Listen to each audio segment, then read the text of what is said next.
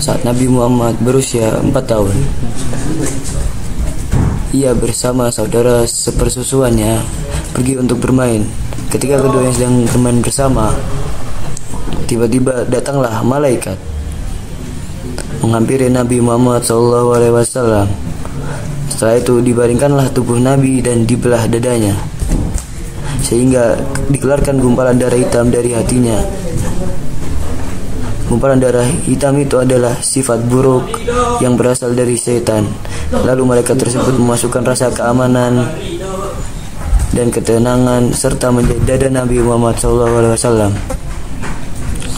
Kemudian malaikat memberi segel kenabian pada dada Nabi Muhammad SAW. Setelah kejadian itu, dilaporkanlah hal tersebut kepada ibu susunya,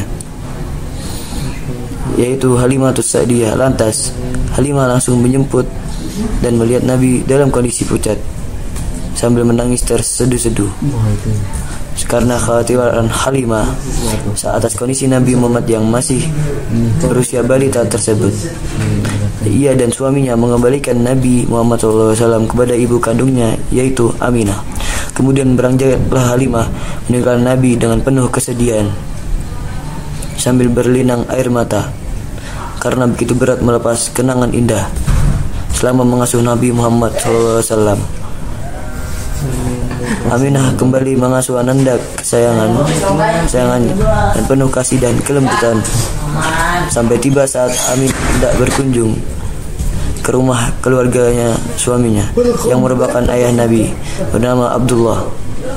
Berangkatlah Aminah dan dari Mekah menuju Madinah dan membawa Nabi Muhammad yang masih kecil setelah mendapatkan izin dari Abdul Muthalib, dan ia ditemani Ummu Aiman, budak dari Abdul Muthalib, selama perjalanan tersebut.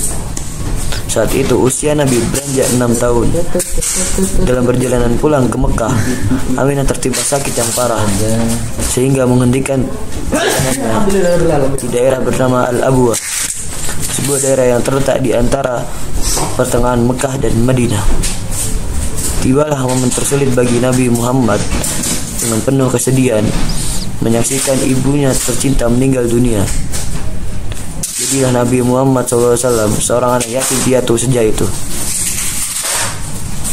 Akhirnya dengan penuh tanggung jawab, Ummu Aiman pun membawa Nabi Muhammad melanjutkan perjalanan menuju kota Mekah dan mengantarkannya kepada kakek Nabi, yaitu Abdul Muthalib. Di bawah pengasuhan Abdul Muthalib, Nabi Muhammad dididik dan diperlakukan lebih mulia dibandingkan anak-anaknya sendiri.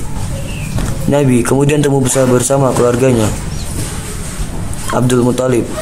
Setelah wafatnya Abdul Muthalib, Nabi kembali mengalami kesedihan.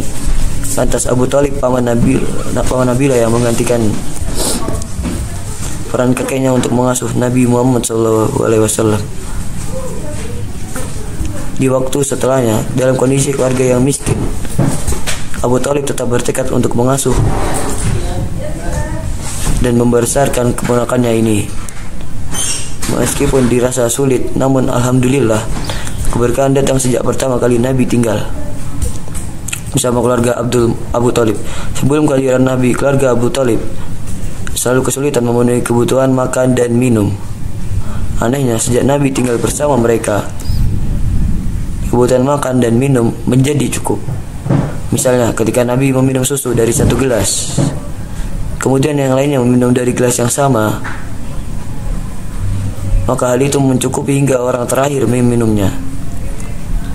Keberkahan demi keberkahan yang hadir dalam keluarga Abu Thalib membuat istrinya yang bernama Fatimah bintus Asad hampir-hampir tidak percaya akan hal itu.